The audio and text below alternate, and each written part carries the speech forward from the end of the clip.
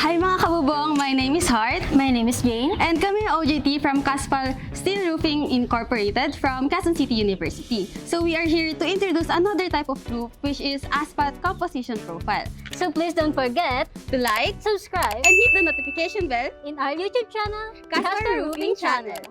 So ano nga ba ang asphalt composition profile? It is a high quality and premium roof that is made from asphalt that makes it has strength, flexibility, and long-lasting performance. So ang main factor nito is its durability. It is durable when it comes to UV rays and to withstand harsh weather. It is also the type of roof that can have waterproofing capabilities and has thermal insulations. Another factor is that it reduces noise when it comes to rain. So, ito rin ang type of roof na hahanapin mo if you want high quality and durable roof.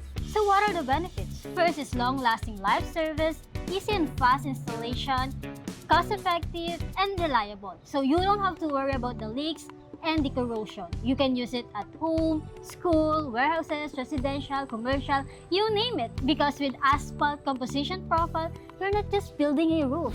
You're investing to a lifelong service and a peace of mind. Please visit www.casparroofing.ph And Casparsteel Roofing Incorporated in Facebook page. if you want strong Durable and build to last. Raise the roof!